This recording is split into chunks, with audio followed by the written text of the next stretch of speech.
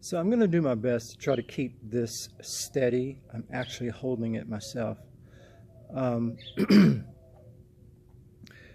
for a couple of reasons. There are things that I want to say today that I think are intimate. And sometimes when the camera is far away from me, I can feel a little impersonal. But this is very important to me. Um, you hear the birds in the background. I love the sound of spring. It is obviously right around the corner, and things are just now beginning to bloom here. I pray we've seen the worst of the snow. I know it's on the East Coast, and I'm so happy I'm not there, and so sorry for the people who are living through that. It is one of the reasons I gladly left the East Coast to move into the middle of the desert because of weather. I think the older you get, you make a lot of decisions based on comfort, and weather is right at the top of that. One of the things I want to talk about actually is about that very thing, comfort. We do things that are most comfortable to us. So we get into this attitude of, if I don't feel like doing this, I just don't do it. And while that might give you a sense of satisfaction and probably a bit of integrity, you can also be a very poor person for it. I am in the financial position I'm in because I work literally 7 days a week. Every time I think I'm going to have some time off, something comes up. And rather than resist it in the way I used to because I need some time to myself, I accept it and I keep it moving. It makes me tired. It makes me somewhat irritable at times. But at the end of the day, I am very happy I did it, especially when I'm putting money in my account. And that's about everything. If God gave you a vision, if the universe landed a novel idea in your emotional bank account, and you've done nothing with it, you're not even really told anybody, you don't have a web presence or a social media account that's about your artistic endeavor or your vision, what have you been doing with your time? See, if there is a pearly gates and we have to stand there, I think someone is standing there with an accounting of all the attributes we had, and it's going to say, okay, you sang, you had a voice, and did you sing? No, you didn't sing. You could draw, but you didn't do anything with that. You could have been visiting people and talking to them and getting to know who they really are. Oh, you didn't do any of that either.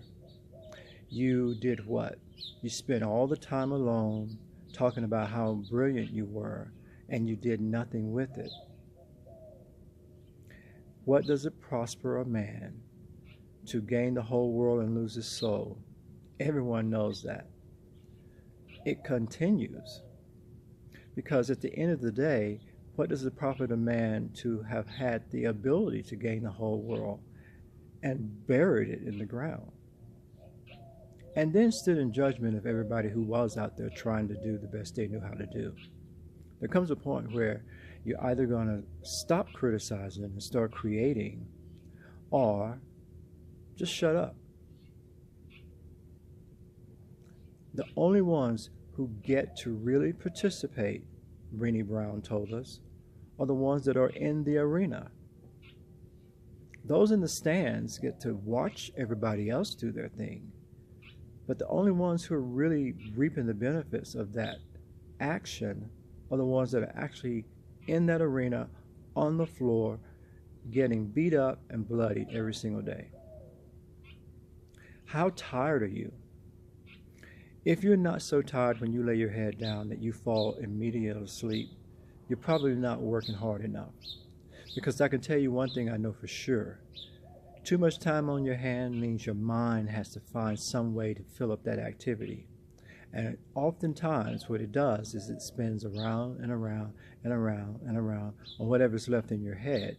And most of the things that are left in your head are things that have already happened. So it's no wonder that you can't come out of your past. It's no wonder that you can't stop thinking about who done you wrong and the regrets you have.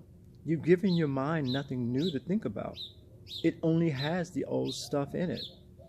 So at some point, you want to say, okay, enough already. I've told that story enough. Everybody knows my dad and I didn't get along. Everybody knows my mother hated me. Everybody knows I'm not the favorite child. Why am I still telling that story? And getting older, sometimes now decades older, and you're still telling that story.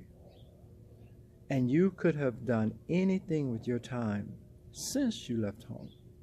You could have done anything with your time since you buried your relative. And you got that inheritance. And what did you do?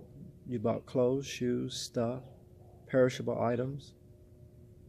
What if you had invested in Twitter back in the day? What if you had looked up and said, you know, this thing called Facebook might be around for a while. I wonder what a little bit of stock would have cost in that. Trust me, I had a poor mentality for a long time. And I used the very things that I could have been investing in. And I didn't make the money I should have made because I had insight. I didn't have foresight. I'm going to repeat that.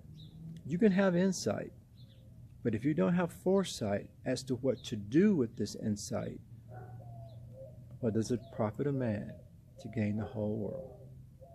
There comes a point where you want to stop quoting other people and start living a life that is so full you can quote yourself.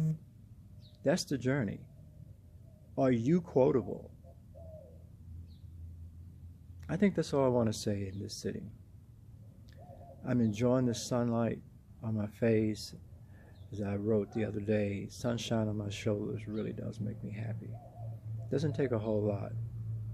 It does need to be warm, I have discovered.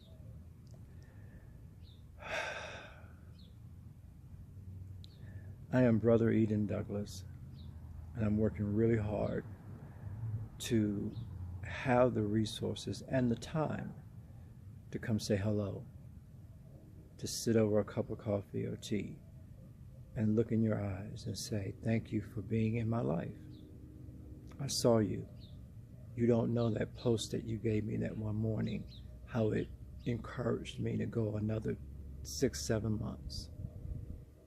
Some of you play a very important role in my evolution. And I'll tell you exactly when it was and how it happened when I see you face to face.